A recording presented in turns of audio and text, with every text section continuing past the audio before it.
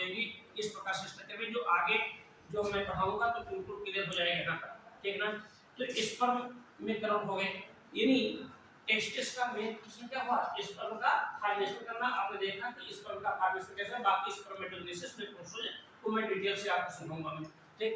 अब देखिए यहाँ पर मैंने और कुछ बताया था, यहाँ पर ये कुछ सम लार्ज साइज सेल्स इस प्रकार सेल्स प्रेजेंट होती हैं यहाँ पर, इस प्रकार की क्लियर है। यहाँ पर सेल्स प्रेजेंट हैं, दीज सेल्स आर कॉल्ड, क्या कौन से सेल्स प्रेजेंट हैं, बोलो बेटा, सर्टोली सेल्स।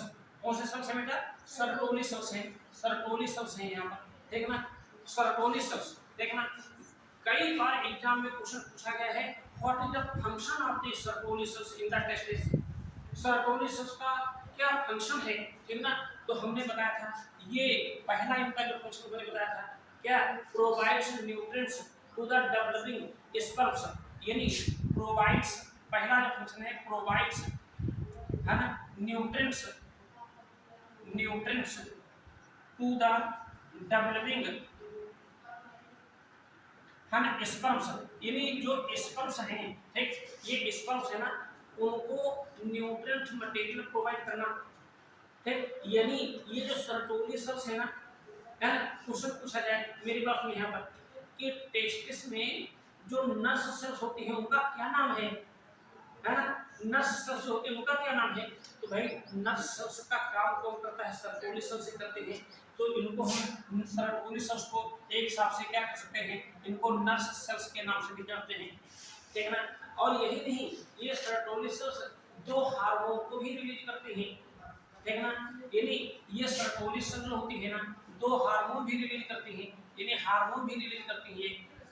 बोलो भाई कौन से हार्मोन को रिलीज करती है, एक हार्मोन हमने कल बताया था ABP, कौन सा हार्मोन बताया था, ABP, androgen binding protein, androgen binding protein, Sertoli cells द्वारा कौन सा हार्मोन निकला, बोलो भाई ABP, ABP मतलब क्या हुआ, बाइंडिंग प्रोटीन, ठीक ना। और एक दूसरा हार्मोन भी रिलीज होता है जिसका नाम है इनहिबिन, इनहिबिन, इनहिबिन, है ना, इनहिबिन, इस हार्मोन को भी रिलीज करते हैं, ठीक ना।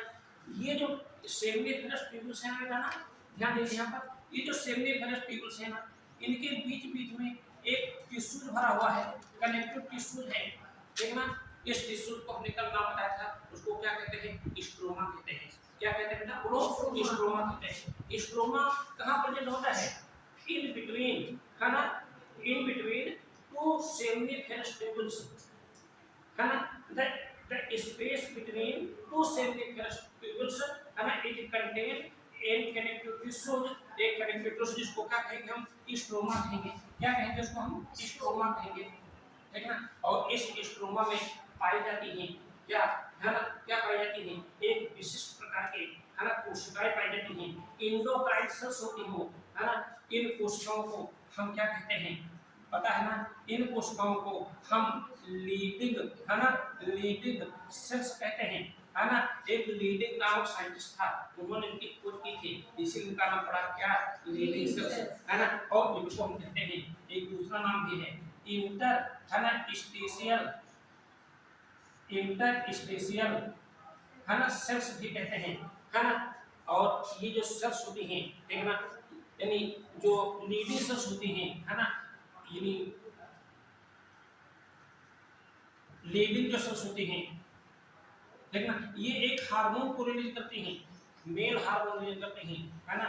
उस मेल हार्मोन को क्या कहते हैं, है ना, मेल हार्मोन को क्या कहते हैं, मेल सेक्स हार्मोन को कहते हैं एंड्रोजन, क्या कहते हैं, एंड्रोजन कहते हैं। और ये एंड्रोजन हार्मोन क्या करता है, यानी पुरुषों में सेकेंडरी सेक्सुअल कैरेक्टर्स को डेवलपमेंट करने के लिए स्टिमुलेट करता है ना, सेकेंडरी सेक्सुअल कैरेक्टर्स को डेवलपमेंट करने के लिए क्या करता है, स्टिमुलेट करता है, उत्पन्न करता है, प्रेरित करता है। हार्मोन जो होते हैं, है ना, हार्मोन जो होते हैं, देखना ये क्या काम करते हैं, यानी किसी काम खुद नहीं करते हैं, काम करने के लिए प्रेरित करते हैं, बिल्कुल एक टीचर जैसा काम करते हैं। टीचर स्टूडेंट के लिए पढ़ता नहीं है, पढ़ने के लिए क्या करता है, प्रेरित करता है। बात यहाँ पर, ठीक ना। तो ये कल हमने यहाँ तक पढ़ाया था, ठीक, बात यहाँ पर, यानी ये टेस्टिस तक हमने पढ़ाया था। अब थोड़ा आगे बढ़ाना चाहता हूँ, थोड़ा ध्यान दीजिए यहाँ पर, ठीक ना। जो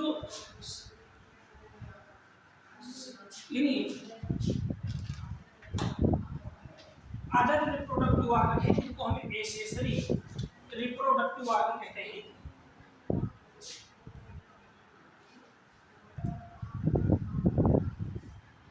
accessory reproductive organ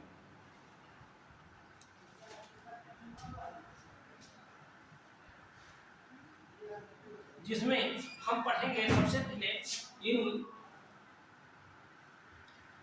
one pair of epididymis.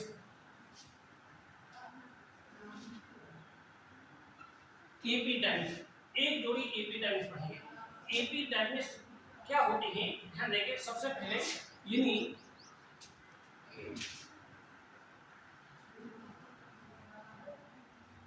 Thread मतलब चपटी होती हैं, ठीक है ना। कामा सेप्ट, कामा सेप्ट स्ट्रक्चर होते हैं, ठीक है ना। ये चपटी होती है, कामा सेप्ट स्ट्रक्चर होते हैं, ठीक है ना। और ये टेस्टिस से अटैच रहती हैं, है ना। यानी अटैच्ड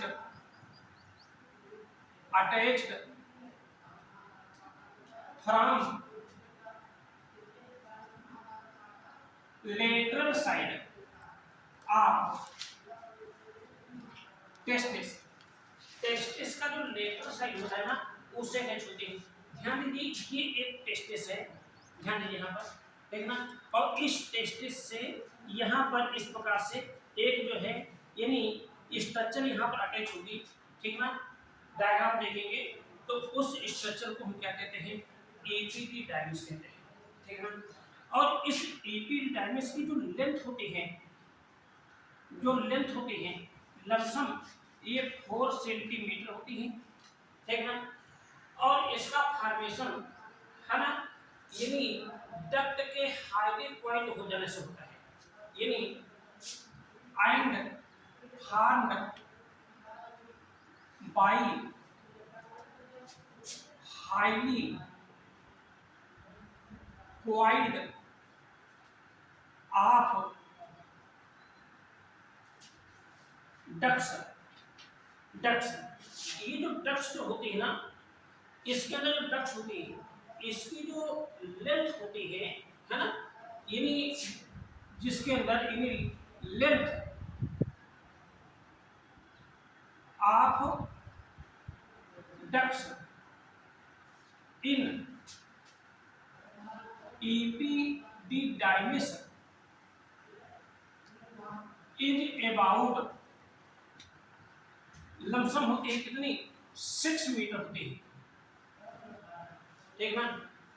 हमने क्या बताया कि ये जो एपिडाइमिस है ना, इसका फॉर्मेशन 6 मीटर, मेरी बात सुनने का प्रयास करें, 6 मीटर लंबी नलिका होती है, और लंबी नलिका अत्यधिक कुंडलित हो जाती है, और कुंडलित होकर के लगभग 4 सेंटीमीटर लंबी चपटी और कामा जैसी रचना का निर्माण करती है, पिंड जैसी रचना का निर्माण करते हैं, देखना।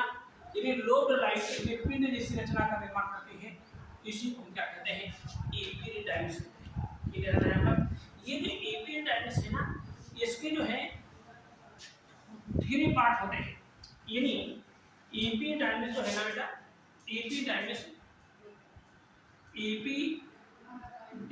जो है बेटा ना, इसमें 3 पार्ट होते हैं, ध्यान देंगे। जो फर्स्ट पार्ट होता है ऊपर का, उसको कहते हैं कैपट एपिडिडाइमिस, देखना, कैपट एपिडिडाइमिस देखना। और जो बीच का जो पार्ट होता है, देखना, इसको हम ग्लोबस मेजर के नाम से भी जानते हैं, ग्लोबस मेजर के नाम से भी जानते हैं, क्लियर ना यहाँ पर, देखना। सेकंड जो है इसको कहते हैं कॉर्पस एपिडिडाइमिस, कार्पस एपिडिडाइमिस है ना। इसको हम बॉडी ऑफ एपिडर्मिस के नाम से जानते हैं, ठीक ना। और जो थर्ड पार्ट है उसको कहते हैं कार्डा एपिडर्मिस, कार्डा एपिडर्मिस, ठीक है ना। इसको हम इन्हीं ग्लोबस मेजर के नाम से जानते हैं, ठीक है। अभी हमने जो डायग्राम बनाया था ध्यान देंगे यहाँ पर, जैसे ये टेस्टिस का डायग्राम है यहाँ पर, ठीक है ना, ध्यान है ना, यहाँ पर इस प्रकार टेस्टिस का डायग्राम बनाया था इस प्रकार से यहाँ पर, ठीक ना। तो ये टेस्टिकुलर लोब्यूल्स है, इस प्रकार से हमने बनाए थे, ध्यान है ना यहाँ पर इस प्रकार से, और यहाँ पर ये जो है इस प्रकार से वासोप्टेंसी थी, और यहाँ से इस प्रकार से है ना, ये जो है ये इस प्रकार की स्ट्रक्चर यहाँ पर निकली हुई दिखाई देती है इस प्रकार से, इसी को हम एपिडर्मिस कहते हैं। आप जो है जो बच्चे मोबाइल लेकर आए हैं जरा उनको डायग्राम का ओपन करें और भी चीज क्लियर हो जाएगी, क्योंकि इतना क्लियर डायग्राम में नहीं बना पाऊंगा, ठीक ना। तो ये जो टेस्टिस है ना, ये पूरी स्ट्रक्चर जो है ये क्या कहलाएगी, एपिडर्मिस कहलाएगी। ये जो अपर पार्ट होगा यानी ये ऊपर का जो पार्ट होगा अपर पार्ट होगा, अपर पार्ट होगा, और ये इसका मिडिल पार्ट होगा, ये मिडिल पार्ट होगा, और ये जो होगा यानी लोअर है ना, लोअर पार्ट होगा, जो नेरो पार्ट होगा, लोअर पार्ट होगा, ये वाला पार्ट, ये क्या कहलाएगा, कैपिट एपिडर्मिस कहलाएगा। ये क्या कहलाएगा, बोलो बेटा, कार्पस एपिडर्मिस कहलाएगा। ये क्या कहलाएगा, है ना, कार्डा एपिडर्मिस कहलाएगा, ठीक है ना। आखिर एपिडर्मिस का काम क्या होता है, ठीक है ना, एपिडर्मिस का काम क्या होता है पूछा जाए तो यानी फंक्शंस, यानी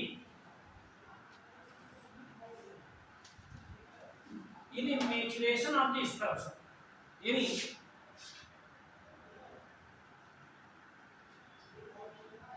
क्वेश्चन पूछा जाए कि स्पर्म का मैचुरेशन बेटा कहाँ होता है, तो आप टेस्टिस नहीं लिखेंगे, टेस्टिस स्पर्म का निर्माण करता है, मैचुरेशन कहाँ होता है, एपिडर्मिस में होता है। कहाँ होता है ये, ठीक ना।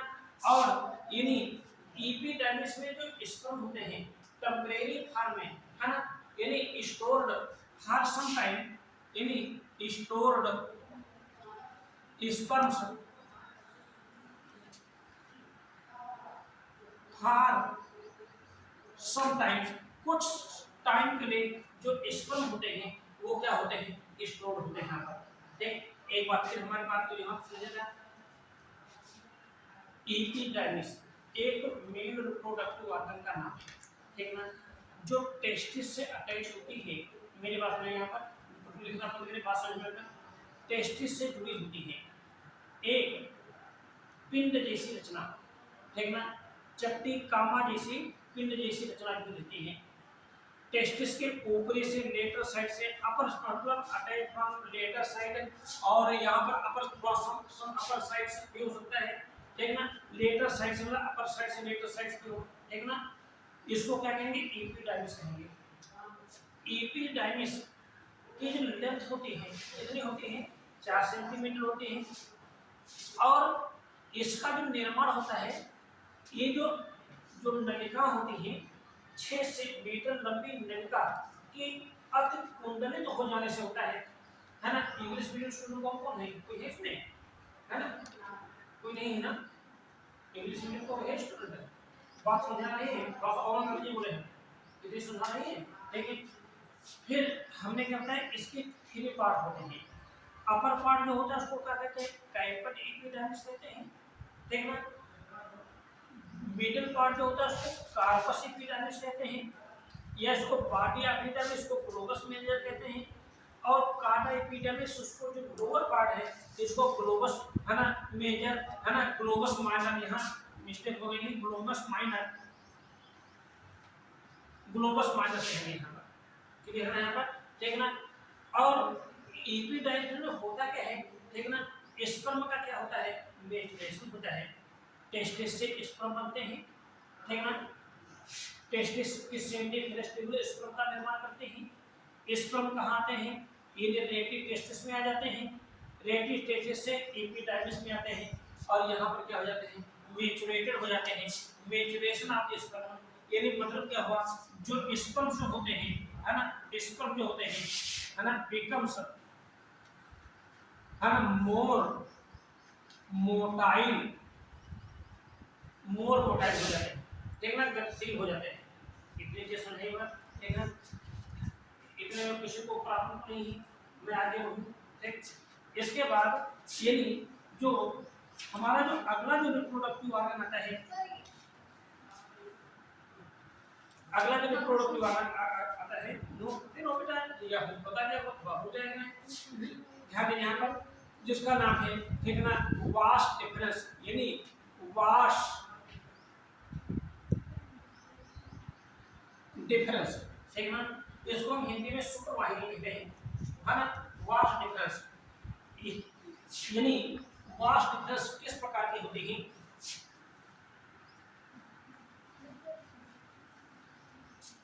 यानी वाश डिफरेंस यानी वन पेयर्स होती हैं, वन पेयर्स होती हैं माने एक जोड़ी होती हैं, ठीक ना, और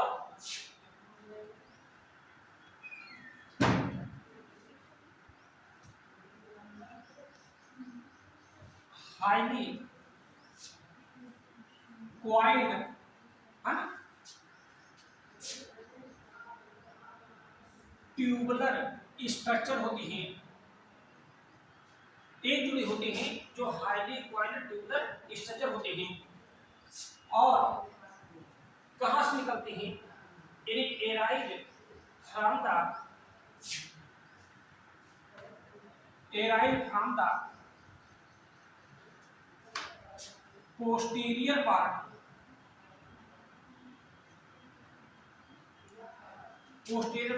ऑफ कार्डा एपिडिडाइमिस, यानी कार्डा एपिडिडाइमिस के पिछले भाग से निकलते हैं, ठीक ना, और यानी दे रन्स अपवार्ड, ये ऊपर की ओर बढ़ती हैं, ठीक ना, they run upward in abdominal cavity,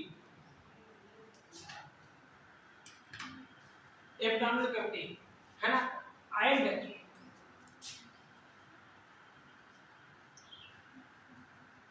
formed a loop-like structure,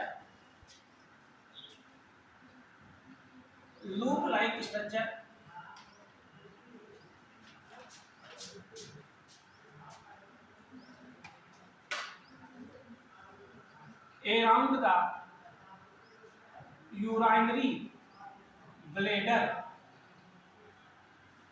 ठीक है ना,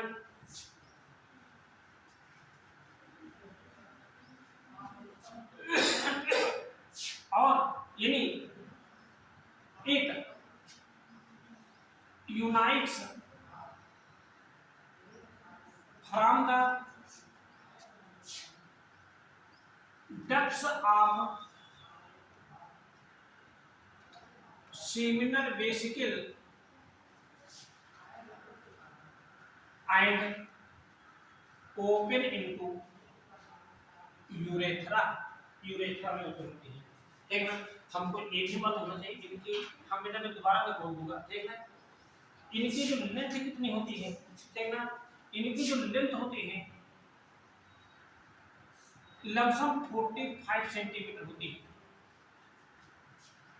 ठीक ना, हमने सुने ध्यान से, वास्ट डिफरेंस से एक जोड़ी होती है, पहली बात, ठीक ना, वास्ट डिफरेंस होती है एक जोड़ी होती है।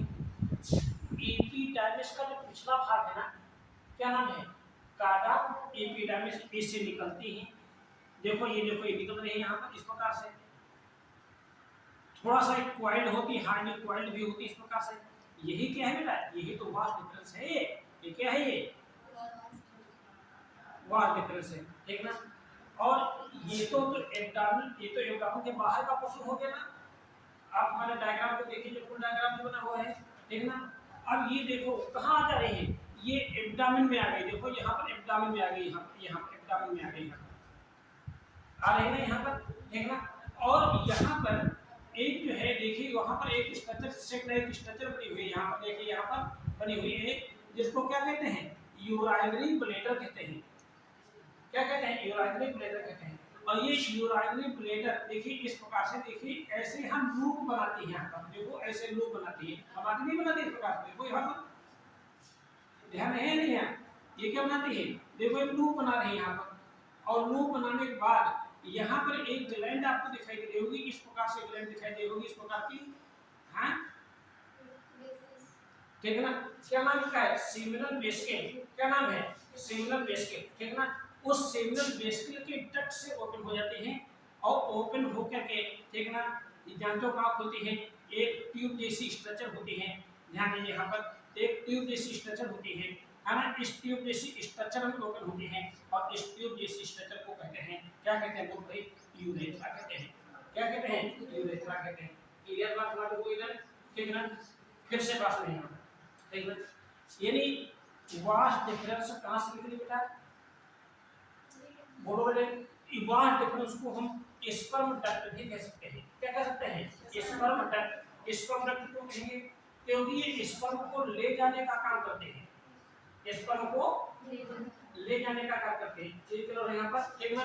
तो टेस्टिस से स्पर्म बने, बच्चे इधर देखो जरा, टेस्टिस से स्पर्म बने, है ना, यहाँ से कहाँ आएंगे, एपिडाइमिस में आएंगे, यहाँ पर मैच्योर हो जाएंगे और यहाँ से इस डक्ट यानी वास्ट डिफरेंस के थ्रू, देखो यहाँ पर वास्ट डिफरेंस के थ्रू, है ना, ये कहाँ ओपन होंगे, यहाँ पर देखो ये क्या है, देखो यानी ये एक डक्ट है यहाँ पर, ठीक ना, ये डक्ट है, इसको क्या कहते हैं, यूरेथ्रा में ओपन हो जाएंगे, चेस्ट यहाँ पर, यानी यूरेथ्रा में पहुंच जाएंगे यहाँ पर, क्लियर है यहाँ पर, किसी को कोई कंफ्यूजन नहीं, ठीक।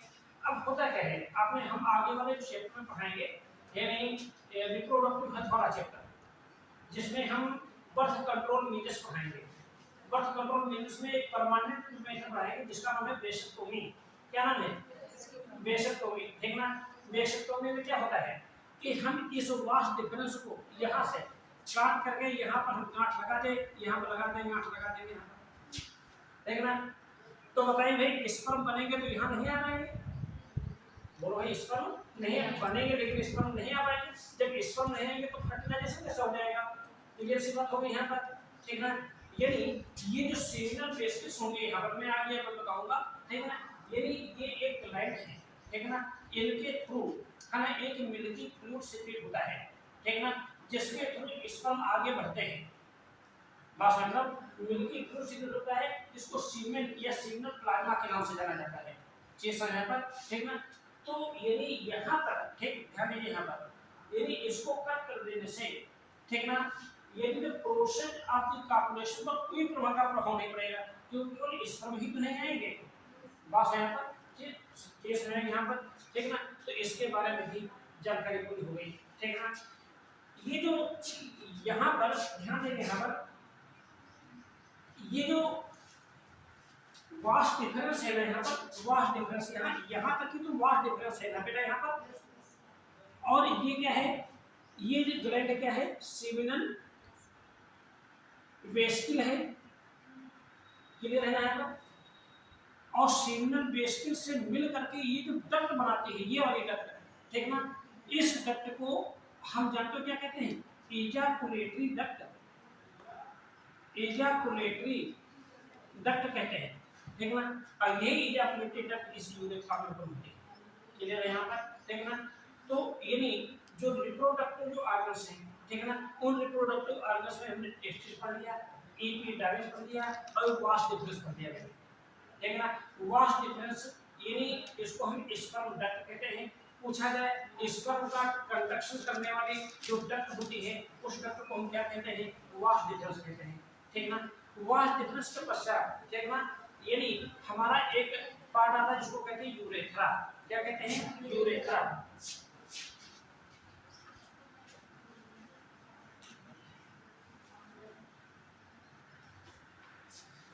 यानी यूरेथ्रा, देखना यूरेथ्रा है क्या, देखना। तो यूरेथ्रा यानी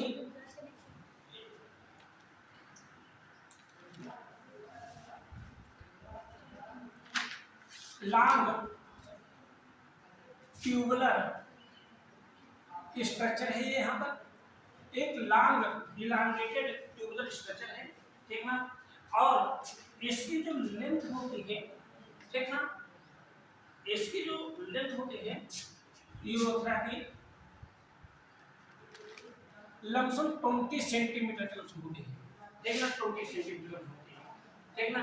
ये जो यूरेथ्रा है ना, ये बाहर की ओर एक जो अपर्चर होता है, जिस अपर्चर के थ्रू ओपन होती है ना यूरेथ्रा, यानी ओपन टू आउटसाइड थ्रू, है ना, एन अपर्चर, और इस अपर्चर को हम कहते हैं यूरेथ्रल ऑरिफिस, ऑरिफिस या यूरेथ्रल अपर्चर भी कह सकते हैं। बाहर चीज होने पर यानी यूरेथ्रा बाहर की ओर, ठीक ना, जिस छिद्र के थ्रू ओपन होता है इसको क्या कहते हैं, यूरेथ्रल ऑरिफिस कहते हैं। इस यूरेथ्रल ऑरिफिस का काम क्या है, यूरेथ्रल ऑरिफिस जो काम करता है, ठीक, मेरी बात सुनिए बस, यानी फर्स्ट यानी यूरिन को बाहर निकालता है, ठीक ना, यानी एक्सेस यानी यूरिन डिस्चार्ज का यूरिन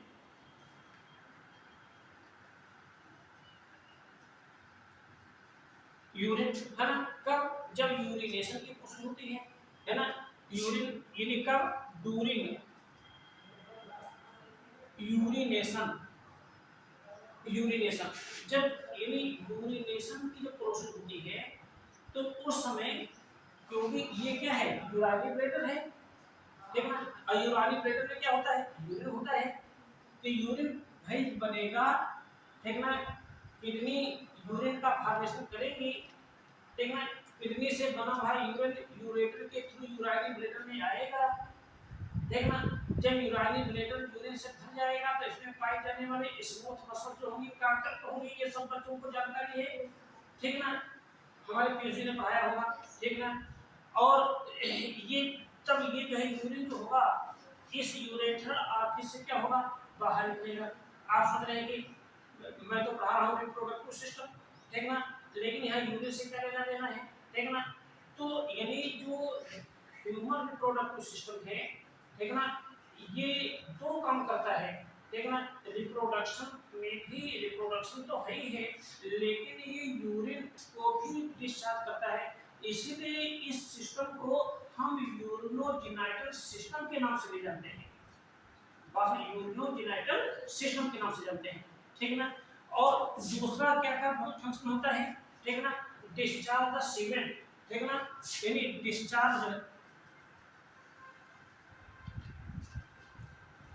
द सीमेन, ठीक ना, सीमेन, है ना, what is means of the semen, semen यहां पर पता रहेगा, सीमेन बराबर होता है यानी स्पर्म्स प्लस सीमिनल प्लाज्मा, इन दोनों को जोड़ करके हम सीमेन कहते हैं, ठीक ना, पास है यहां पर, ठीक ना। तो डिस्चार्ज द सीमेन कब, ड्यूरिंग कॉपुलेशन, यानी कॉपुलेशन के दौरान, यानी ये जो है यानी सीमेन को बाहर निकालता है। तो यहाँ पर हमने यूरेथ्रा के बारे में पढ़ा है, ये जो यूरेथ्रा है ना, यूरेथ्रा है ना बेटा ना, इसके 3 पार्ट होते हैं, ये जो यूरेथ्रा है ना ये 3 पार्ट में डिवाइड होता है, ठीक ना, यूरेथ्रा जो डिवाइडेड इनटू 3 पार्ट, जो फर्स्ट पार्ट है उसको कहते हैं यानी प्रोस्टेट या प्रोस्टेटिक, प्रोस्टेट भी लिख सकते हैं, प्रोस्टेटिक भी लिख सकते हैं, यूरेथ्रा, देखना, प्रोस्टेटिक यूरेथ्रा, देखना, यानी ये यूरेथ्रा का सबसे ऊपर का जो है अपर जो पार्ट होता है लमसम 2 सेंटीमीटर के लमसम होता है, देखना। और इस पार्ट में एक ग्लैंड होती है, यहाँ पर जो हमने बना रखी होगी, यहाँ पर देखा होगा आपने, ग्लैंड होगी, ग्लैंड जिसको कहते हैं प्रोस्टेट ग्लैंड, प्रोस्टेट ग्लैंड, ठीक ना। प्रोस्टेट ग्लैंड की जो डक्ट्स होती है ना ये इसी में ओपन होते हैं, इसलिए इस यूरेथ्रा को क्या कहते हैं, वो प्रोस्टेटिक यूरेथ्रा कहते हैं। इसके ठीक नीचे का जो पार्ट होता है ना, इसमें वन पेस जो ग्लैंड होते हैं जिनको कहते हैं काउपर्स, काउपर्स ग्लैंड कहते हैं, ठीक है ना, काउपर्स ग्लैंड। और इस पार्ट को कहते हैं मेम्ब्रेनस, मेम्ब्रेनस यूरेथ्रा कहते हैं। क्या कहते हैं बोलो भाई? मेम्ब्रेनस यूरेथ्रा कहते हैं। ये लमसम है ना, यानी 1 सेंटीमीटर पार्ट होता है जो इसके ठीक नीचे होता है, ठीक है ना। और उसके नीचे सबसे जो मेन पार्ट होता है उसको कहते हैं पिनाइन, है ना, यूरेथ्रा, पिनाइन यूरेथ्रा, देखना। या हम इसको मेम्ब्रेनस पिनाइन यूरेथ्रा, है ना, इसलिए कहते हैं क्योंकि इसकी जो लेंथ होती है लमसम 17 सेंटीमीटर होती है। और ये जो पूरा पोर्शन होता है, यानी एक जो कार्पोरेटरी आर्गन्स होता है जिसको हम पेनिस कहते हैं, है ना, उसका फॉर्मेशन करता है। चीज क्लियर है यहाँ पर, ठीक ना। तो यानी ये यूरेथ्रा के बारे में ध्यान जानता है कि यूरेथ्रा एक ट्यूब है, लंबी ट्यूब होती है, ठीक ना। इसका निर्माण कैसे होता है, यानी दोनों ओर की, है ना, इजाकुलेटरी डक्ट, दोनों ओर की इजाकुलेट, इधर की दोनों एक लंबी नलिका में खुलती है जिसकी लंबाई कितनी होती है, 20 सेंटीमीटर होती है। उसको हम क्या कहते हैं, तो यूरेथ्रा कहते हैं। यूरेथ्रा बाहर की ओर जिस छिद्र के थ्रू ओपन होता है उसको हम यूरेथ्रल ऑरिफिस या यूरेथ्रल अपर्चर कहते हैं, ठीक है। इस यूरेथ्रल अपर्चर से, है ना, यूरिनेशन के समय यूरिन बाहर निकलता है, ठीक है ना। और ड्यूरिंग द का period of the corporation, corporation के समय, है ना, इससे क्या निकलता है, सीमेन डिस्चार्ज होता है। क्लियर हो गया यहाँ पर, ठीक ना। यूरेथ्रा, यूरेथ्रा को 3 पार्ट्स में हम डिवाइड करते हैं, है ना। यानी फर्स्ट जो पार्ट होता है उसको प्रोस्टेटिक यूरेथ्रा कहते हैं, सेकंड पार्ट जो होता है उसको मेम्ब्रेनस यूरेथ्रा कहते हैं। ये अपर पार्ट होता है जिसकी लेंथ कितनी होती है, 2 सेंटीमीटर होती है। मेम्ब्रेनस यूरेथ्रा इसकी लेंथ 1 सेंटीमीटर होती है। पिनाइन यूरेथ्रा इसकी लेंथ कितनी होती है, 17 सेंटीमीटर, तो टोटल 20 आएगा लमसम, बोलो भाई, तभी तो आएगा ना यहाँ पर, ठीक ना। इसके पश्चात, है ना, ये आपको पूरा नोट कर लिया है, ठीक ना। इसके पश्चात यानी जो, यानी मेल पर्सन में जो एक आर्गन होता है ना, जिसके थ्रू जो सीमेन होता है ना कार्पोरेशन के दौरान, ठीक है ना, फीमेल के वेजाइना में डिस्चार्ज किया जाता है, उसको हम पेनिस कहते हैं। तो ये पेनिस क्या होता है, यानी पेनिस एक क्या है, कार्पोरेटरी आर्गन होता है, कार्पोरेटरी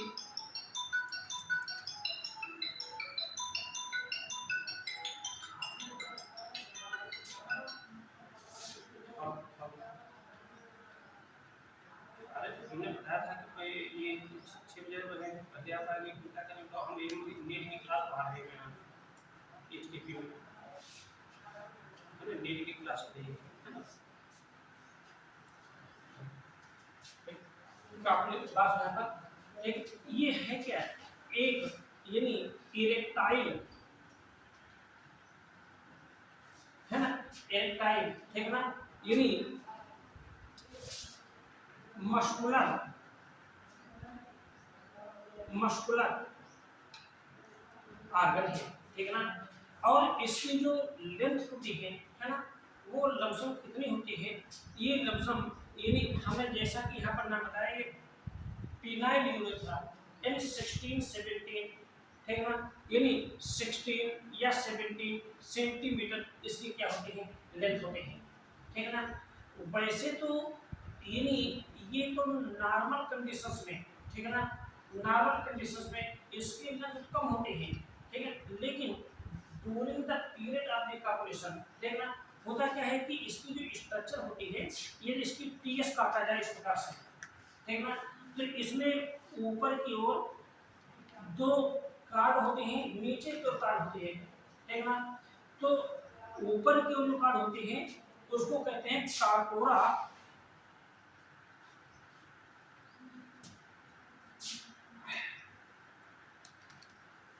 कैवर्नोसा, और ये जो कार्ड होते हैं उसको कहते हैं कार्पोरा स्पंजियोसम। क्लियर है यहाँ पर? ठीक ना, दो कार्ड होते हैं यहाँ पर, यानी ध्यान देंगे यहाँ पर, यानी ये जो होते हैं, ये दो जो कार्ड होते हैं ये डार्सल सर्कस का है, यानी जैसे मान लेते हैं ये, ठीक ना, तो ये डार्सल सर्कस है, किस वजह पर? Dorsal circus. तो और ये जो नीचे जो होगी ये वेंट्रल सर्कस पर होगी, इसको कार्पोरा स्पंजियोसम कहेंगे। रिजल्ट क्या निकलता है? Harmonic effect during the period of the copulation.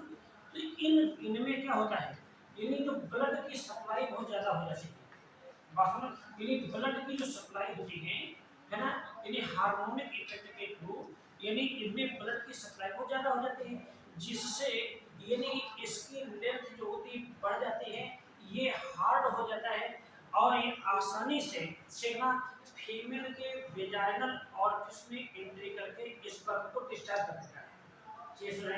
ठीक ना, तो ये कॉपुलेटरी ऑर्गन हो गए, ठीक ना। ये तो यानी इसके बाद ये कुछ ग्लैंड होती हैं, है ना, जो मेल रिप्रोडक्टिव सिस्टम से रिलेटेड होती हैं, ठीक ना, जो अभी तक अभी हमने बताया है, यानी रिप्रोडक्टिव ग्लैंड्स। ध्यान दीजिएगा, यहाँ से क्वेश्चन पूछा जाता है, कई बार एग्जाम में क्वेश्चन पूछा जाता है इन रिप्रोडक्टिव ग्लैंड से संबंधित, ठीक ना। तो इसमें जो फर्स्ट जो ग्लैंड होती है ना, अभी हमने बताया था, उसको क्या कहते हैं? प्रोस्टेट ग्लैंड कहते हैं। क्या कहते हैं? Prostate gland. ये आप सबसे पहले सीमिनल वेसिकल्स पढ़ाते हैं, सीमिनल वेसिकल्स,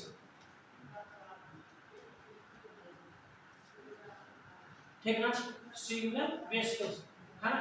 सीमिनल वेसिकल कितनी होती बेटा? 1 पेयर होती है ना। ये कहाँ होती हैं? यानी located in ureter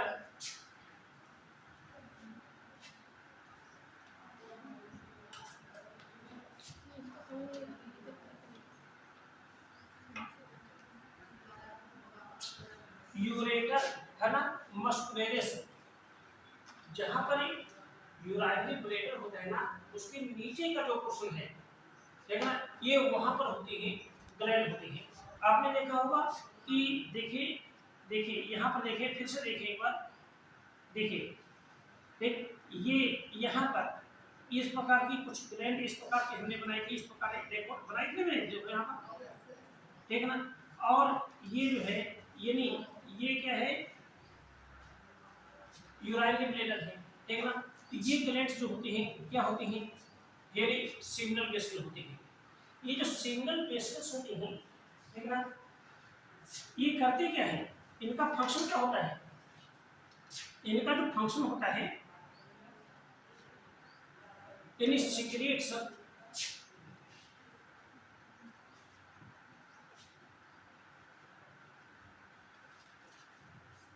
alkaline fluid, है ना, एल्केलाइन फ्लूइड, और इस फ्लूइड को कहते हैं, क्या कहते हैं? सीमिनल प्लाज्मा, सीमिनल प्लाज्मा कहते हैं, ठीक ना, सीमिनल प्लाज्मा कहते हैं। और ये सीमिनल प्लाज्मा जो होता है ना, सीमिन का लमसम 70% पार्ट, 70% पार्ट ऑफ सीमेन, ठीक है ना। जो सीमेन का जो 70% पार्ट है, ये इसमें होता है। ये जो सिग्नल प्लाज्मा है ना, वेरी वेरी इंपॉर्टेंट यहाँ पढ़ाया जा रहा है। सिग्नल जो प्लाज्मा है ना, इसमें आखिर होता क्या क्या है ना, इसमें एक शुगर होती है, ठीक है ना, इसमें क्या होती है? शुगर होती है, और शुगर को हम क्या कहते हैं? फ्रक्टोज कहते हैं। क्या कहते हैं बेटा? फ्रक्टोज कहते हैं, ठीक है ना। फ्रक्टोज शुगर होती है, ठीक है ना। एक इसमें हार्मोन होता है, उसका नाम है प्रोस्टाग्लैंडिन्स, प्रोस्टाग्लैंडिन्स हार्मोन होता है ना। और एक इसमें प्रोटीन भी होती है,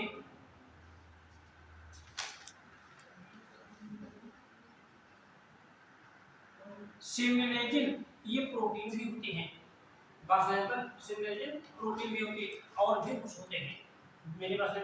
लेकिन मेन के देखिए हमारे शरीर में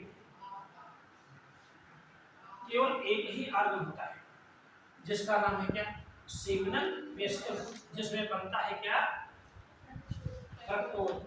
फ्रक्टोज क्या है, एक शुगर है और शुगर का काम क्या होता है हमारे बॉडी के अंदर, what is function of the sugar, energy provide करना। क्या है ये होता है ना, क्या होता है एनर्जी प्रोवाइड करना।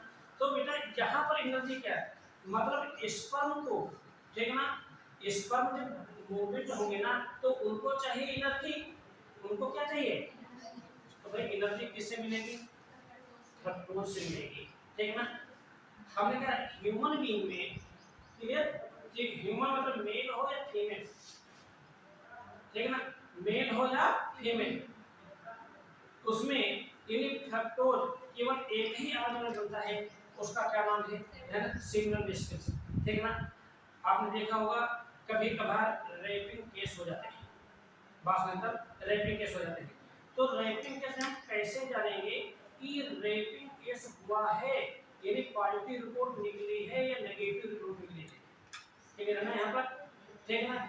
तो यदि मान लेते हैं कि यानी जो वेजाइनल ट्यूब होगी, यदि उसमें फ्रक्टोज पाया गया, मेरी बात में यहाँ पर नीट में क्वेश्चन पूछा गया है, अन्यथा को मत लेना यहाँ पर, ठीक है ना, कि यदि फ्रक्टोज पाया गया है ना, प्रेजेंस ऑफ द फ्रक्टोज, तो वो रिपोर्ट क्या जाएगी, पॉजिटिव मानी जाएगी, क्लियर है यहाँ पर, क्योंकि हमारे बॉडी में है ना कहीं फ्रक्टोज तो बनता नहीं है, और फ्रक्टोज वेजाइनल ट्यूब में आया फिर कैसे आया, बात है पर वेजाइनल ट्यूब में फ्रक्टोज आया तो कैसे आया, है ना, इस चीज को यहाँ पर, ठीक है ना।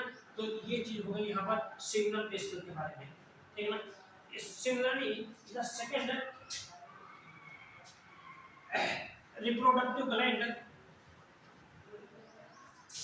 जो दूसरी रिप्रोडक्टिव ग्लैंड है ना, उसको हम क्या कहते हैं, है ना, काउपर्स ग्लैंड कहते हैं, ये प्रोस्टेट ग्लैंड कहते हैं,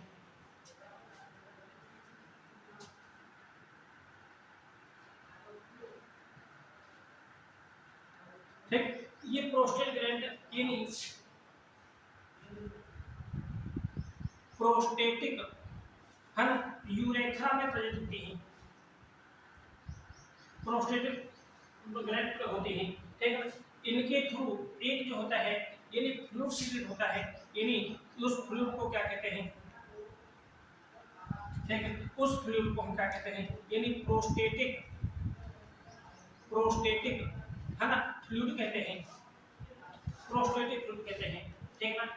और इस प्रोस्टेटिक फ्लूइड जो होता है ना, यानी जो 30% जो होता है, यानी पार्ट ऑफ सीमेन, सीमेन का जो 30% पार्ट होता है, हमने 70% ये बता दिया था ना, है ना, 70% है ना, ये 30% ये पार्ट का है फॉर्मेशन करता है।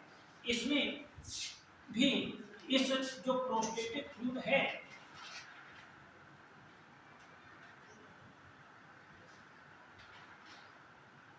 ना, इसमें है ना सिट्रेट, ठीक है, फास्फेट, ठीक है, प्रोटीएज, प्रोटीएज जो प्रोटीन का, इस प्रकार के क्या होते हैं, एंजाइम पाए जाते हैं, इधर यहाँ पर, ठीक है ना। जो तीसरी प्रकार की जो ग्लैंड होती हैं, ठीक है ना, वो कहलाते हैं क्या, यानी काउपर्स ग्लैंड। ध्यान देंगे प्रोस्टेट ग्लैंड ये केवल एक ही होती है, केवल एक होती है, ये एक और नहीं होती है, ठीक है ना। एक चीज और मैं बताना चाहता हूँ, प्रोस्टेट ग्लैंड जब एज हो जाती है लगभग 60 ईयर, बात सुन रहे ना, जब किसी मेल पर्सन की एज कितनी हो गई, कितनी हो गई 60 ईयर, तो कभी कभार क्या होता है, ये जो प्रोस्टेट ग्लैंड है ये साइड में ग्रो करने लगती है, ठीक ना, बाहर बाहर यानी साइड में क्या करने लगती है, ग्रो करने लगती है, तो एक ग्रोथ हो जाता है, उसको कहते हैं प्रोस्टाइटिस, ठीक ना। बायोलॉजी में जिस आर्गन में TIS जोड़ देंगे तो वहां आ जाएगा सूजन, मतलब रोग हो जाएगा। ठीक है, प्रोस्टाइटिस नामक जो है एक प्रकार का क्या हो जाएगा, रोग हो जाएगा। अब बताइए फिर ये जो प्रोस्टेट ग्लैंड जब साइज में बढ़ेगी, देखिए ये एक यूरेथ्रा है, देखना, और ये क्या है, ये प्रोस्टेट ग्लैंड है, यहाँ पर ये है, देखना। जब ये साइज में बढ़ेगी तो क्या होगा, ये जो ट्यूब है यूरेथ्रा पर, बताओ इस पर प्रेशर पड़ेगा नहीं पड़ेगा, पड़ेगा नहीं पड़ेगा, देखना। जब प्रेशर पड़ेगा तो यूरेथ्रा का यानी ट्यूब है ना, जैसे यूरिन बाहर निकलता है ना, ये नेरो हो जाएगा, सकरा हो जाएगा। तो बताइए यूरिन जिस फ्लो से बाहर आना चाहिए, क्या उस फ्लो से आ पाएगा, ये नहीं आ पाएगा, है ना। एक प्रकार की प्रॉब्लम जो होगी प्रोड्यूस हो जाएगी, नहीं हो जाएगी, है ना। यानी हमारे घरों में भी, है ना, जो जिनकी एज लमसम 60 इयर्स के लमसम हो जाती है, देखना, तो उनमें अक्सर इस प्रकार की जो प्रॉब्लम जो होती है देखने को मिलती है। हालांकि सर्जरी के थ्रू इसको आसानी से ठीक किया जा सकता है। देखिए यहाँ पर देखना, ये प्रोस्टेटिस यानी डिजीज जो होता है प्रोड्यूस हो जाता है। एक तीसरे प्रकार की जो ग्लैंड होती है ना, जिसको कहते हैं काउपर्स, काउपर्स ग्लैंड। कौन सी ग्लैंड होती है बेटा, बोलो, काउपर्स ग्लैंड। देखना, काउपर्स ग्लैंड को एक दूसरा नाम भी मैंने बताया था, क्या बताया था, ध्यान है आपको, यानी bulbo urethral, bulbo urethral gland, bulbo urethral gland, चीज नहीं पर बल्बो यूरेथ्रल ग्लैंड। ठीक ना, ये ग्लैंड्स हमने क्या बताया था, कहाँ होती है, जस्ट, है ना, बिलो द प्रोस्टेट ग्लैंड, है ना, कहाँ होती है, यानी लोकेशन इनकी कहाँ होती है, यानी बिलो द, है ना, प्रोस्टेट ग्लैंड, प्रोस्टेट ग्लैंड, है ना, प्रोस्टेट ग्लैंड के ठीक नीचे होती है। ये क्या होती है, वन पेयर्स होती हैं, वन पे सिग्नल वेसिकल्स एक जोड़ी होती हैं, काउपर्स ग्लैंड एक जोड़ी होती है, लेकिन प्रोस्टेट ग्लैंड केवल एक होती है, ये आपको ध्यान रखना पड़ेगा यहाँ पर। ठीक है, अब ध्यान देंगे यहाँ पर, ये जो प्रोस्टेटिक ग्लैंड, ये जो ग्लैंड होती हैं काउपर्स ग्लैंड, यानी ये क्या करते हैं, यानी ये एक जो फ्लूइड सीक्रेट करते हैं, यानी फ्लूइड, है ना, ये क्या करता है, यानी फ्लूइड ऑफ दीज ग्लैंड्स, है ना,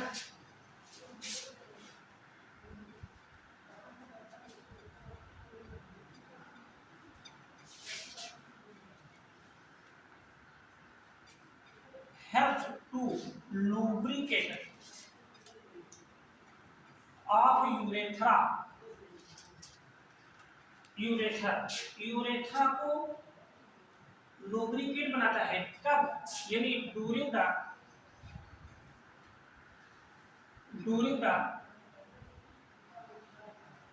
कार्पोरेशन के दौरान, चीज सुना है, ठीक ना। तो यानी ये हो गया पूरा मेल रिप्रोडक्टिव सिस्टम, ठीक ना।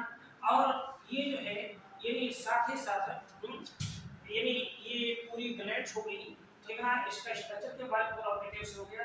किसी को कोई प्रॉब्लम नहीं है, जितना जितने समझाया है बस यहाँ तक। हमको लगता है कि पूरी थोड़ा सा हम अपने हिसाब से थोड़ी तैयारी करें, ठीक है ना, और जो हमने पढ़ाया उसको देखें, तो बहुत सारे क्वेश्चन जो होंगे आपको नीट एग्जाम में मिल जाएंगे इसमें से। चलते हैं आगे, ठीक ना।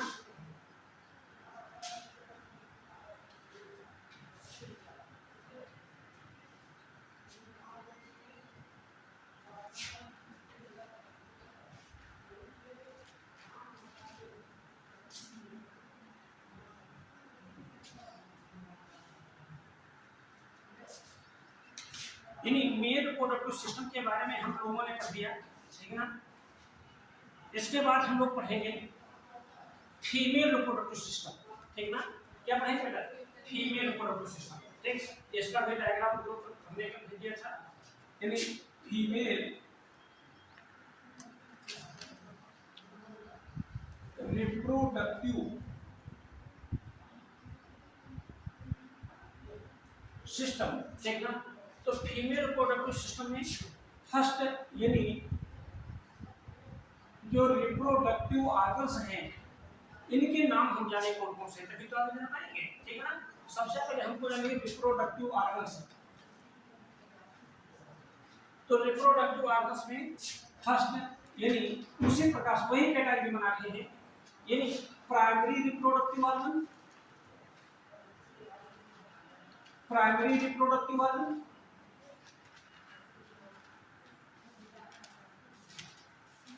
है ना। प्राइमरी रिप्रोडक्टिव ऑर्गन में क्या होगा, यानी वन पेयर्स ऑफ ओवरीज होंगी, ओवरीज होंगी, एक जोड़ी ओवरीज होंगी, देखना। और ओवरीज को हम क्या कहते हैं, फीमेल गोनड कहेंगे। थोड़ा सा सिमिलर समझे पहले, फीमेल गोनड। टेस्टिस को क्या कहते हैं, मेल गोनड कहते हैं। ओवरी को क्या कहेंगे बेटा, फीमेल गोनड कहेंगे, ठीक ना। ओवरी दो काम करते हैं, ठीक ना। ओवरी दो काम करते हैं, यहाँ पर थोड़ा सा मैं बताना। पहला है यानी फॉर्मेशन आप ओवा, ओवा का निर्माण करते हैं, देखना। ओवा का फॉर्मेशन करते हैं, देखना। ओवरी से क्या बनते हैं, ओवा बनते हैं। और यानी सिक्रीशन ऑफ हार्मोन्स, हार्मोन्स का सिक्रेशन होता है, जिसमें दो मेन हार्मोन होते हैं, हालांकि तीन होते हैं, लेकिन दो तीनों लिख ले रहे हैं। एक हार्मोन है जिसका नाम है एस्ट्रोजन। इस एस्ट्रोजन को हम क्या कहते हैं, फीमेल सेक्स हार्मोन कहते हैं। मेल सेक्स हार्मोन का नाम क्या बताया था, बोलो भाई आप लोग, एंड्रोजन बताया था ना। फीमेल सेक्स हार्मोन का क्या नाम है, एस्ट्रोजन, ठीक ना। इस हार्मोन के प्रेजेंस में, है ना, यानी किसी फीमेल में जो सेकेंडरी सेक्सुअल कैरेक्टर्स होते हैं वो डेवलप होते हैं। उसमें मेल में सेकेंडरी सेक्सुअल कैरेक्टर होते हैं, इसमें क्या होते हैं, फीमेल, ठीक ना। और एक होता है हार्मोन जिसका नाम है प्रोजेस्टेरॉन, प्रोजेस्टेरॉन, ठीक ना। ये ओवरी से रिलीज होने वाला हार्मोन, देखना। ये क्या करता है, यानी इसको हम यानी प्रेगनेंसी हार्मोन के नाम से भी जानते हैं। यानी ये गर्भावस्था उत्पन्न करता है, गर्भावस्था से संबंधित जो लक्षण जो होते हैं उनको उत्पन्न करने के लिए प्रेरित करता है। उत्पन्न नहीं करता है, उत्पन्न करने के लिए प्रेरित करता है, क्लियर है ना, ठीक है ना। और एक तीसरा हार्मोन भी निकलता है जिसका नाम है रिलैक्सिन, ठीक है ना, रिलैक्सिन, ठीक ना। मैं इन हार्मोन के बारे में आगे बताऊंगा, ठीक है ना। इसके बाद, ठीक है ना, जो अदर जो रिप्रोडक्टिव ऑर्गन है, यानी एसेसरी अदर जो रिप्रोडक्टिव ऑर्गन है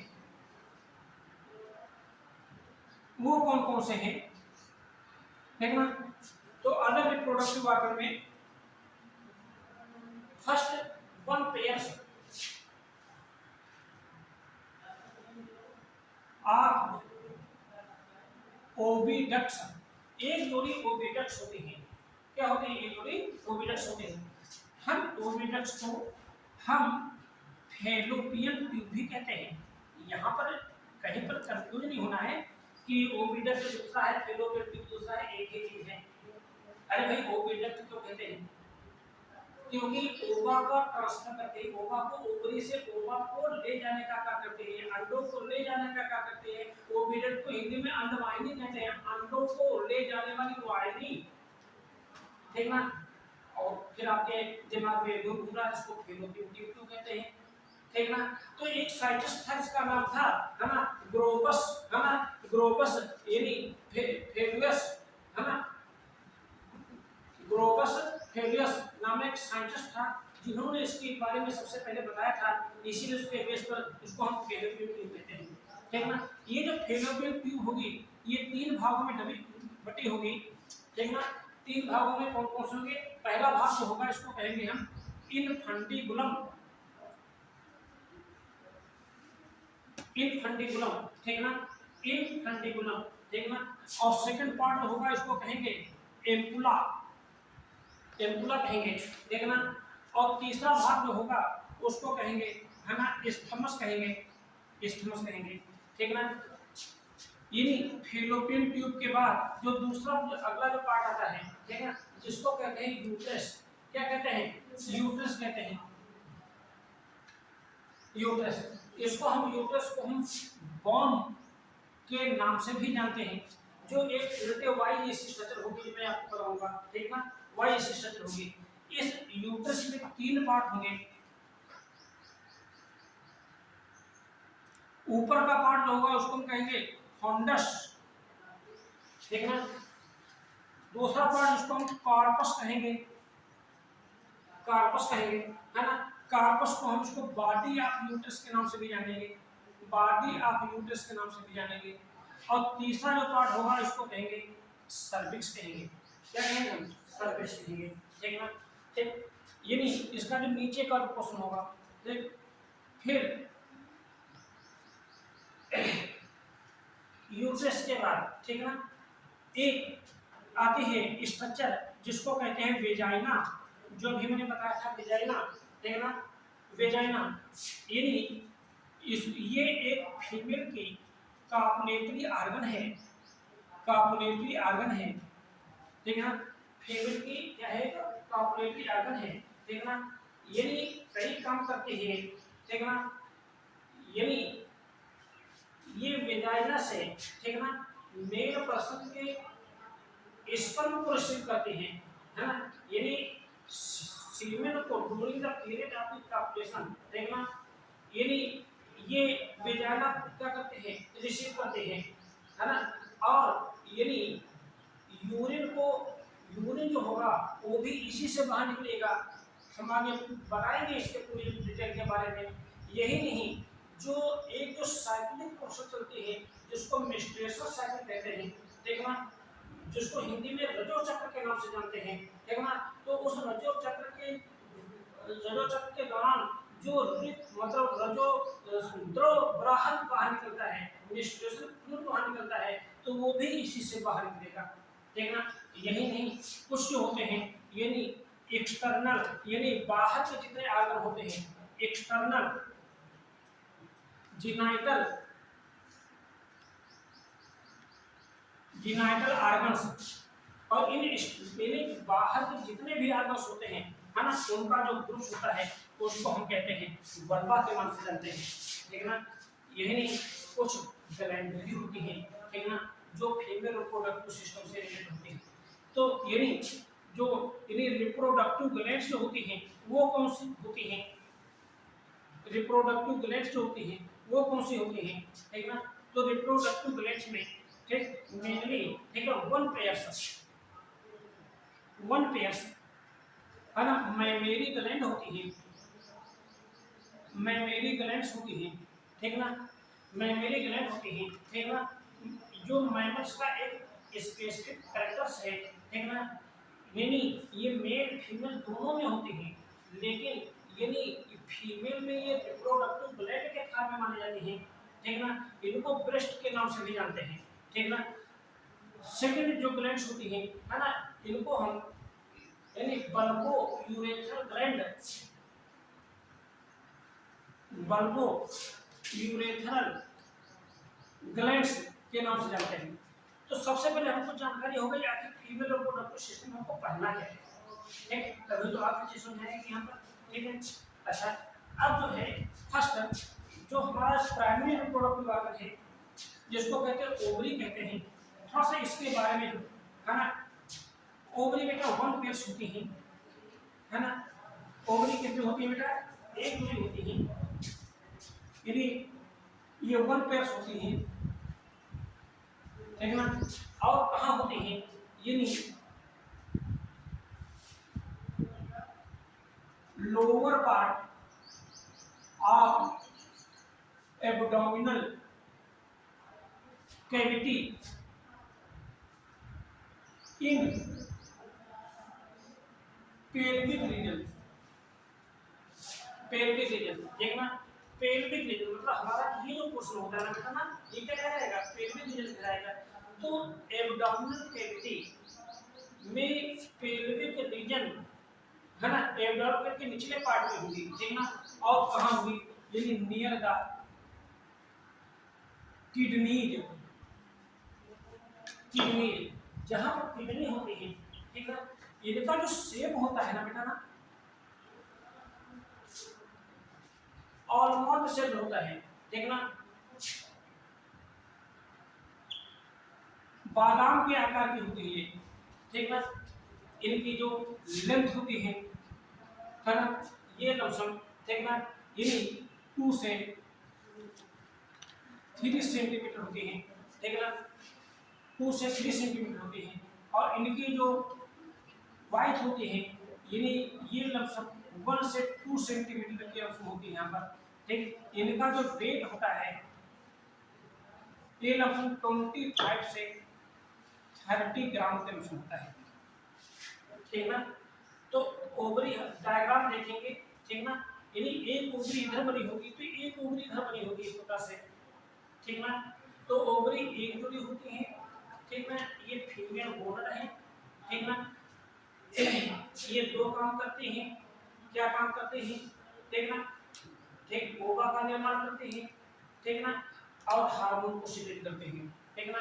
ये कहाँ होते हैं, स्त्रियों के, है ना, पेल्विक रीजन में, यानी एब्डोमिनल कैविटी का जो लोअर पार्ट जिसको कोई पेल्विक रीजन कहते हैं, वहां पर किडनी के पड़ोस में होते हैं, ठीक ना। ये जो किडनी होती है, ठीक ना, ये जो ओवरी होती है,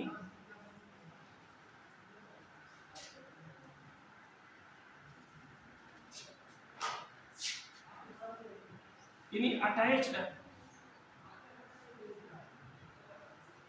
फ्रॉम मीजोबेरियम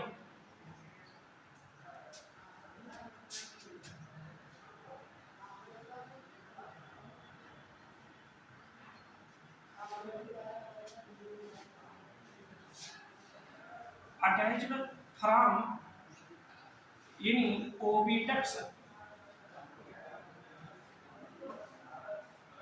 by mesothelium, एक मेजोबेरियम नामक टिश्यू होता है उसे अटैच रहते हैं, एक किससे, ओविडक्ट से। तो दूसरी तरफ यानी अटैच्ड फ्रॉम ओवेरियन लिगामेंट, है ना, ovary attached from uterus by ovarian ligament. आप देखेंगे, ठीक ना, जब डायग्राम होगा तो भाई ओवरी कहीं ना कहीं ऊपर सपोर्ट मिलना चाहिए, नेट नीचे मिल जाएगी, है ना।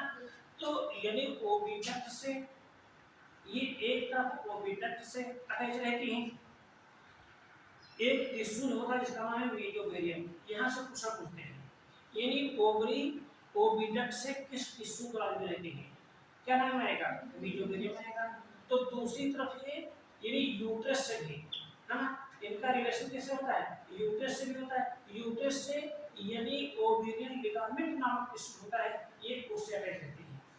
चेस्ट लाइन ओवरी की इंटरनल स्ट्रक्चर किस प्रकार की है, ओवरी के इंटरनल स्ट्रक्चर में क्या होता है, आगे के जो रिप्रोडक्टिव पार्ट क्या होते हैं, कौन से हैं, है ना, उनकी क्या स्ट्रक्चर है, क्या फंक्शन है, हमने क्या बताया, ओवरी की हमने एक्सटर्नल स्ट्रक्चर पढ़ाई है।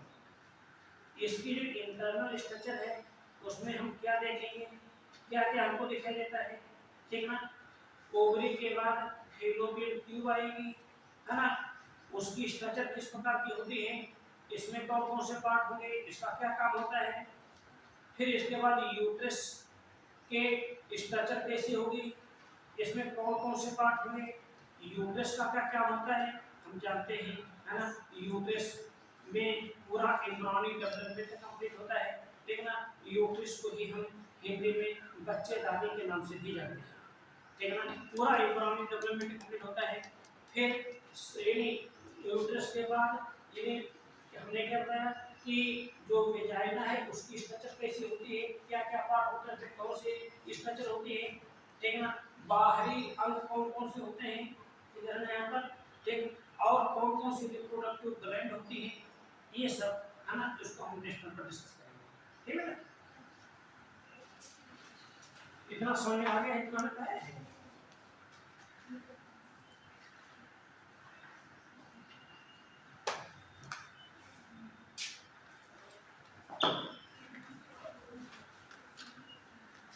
लोग डायग्राम जो हमने भेजा है उसको आप लोग बना के, ठीक है ना, और डायग्राम बना करके ये यहाँ पर आप लेकर आएंगे, ठीक है, जैसे हमको समझाने में कोई प्रॉब्लम नहीं, क्लियर है ना?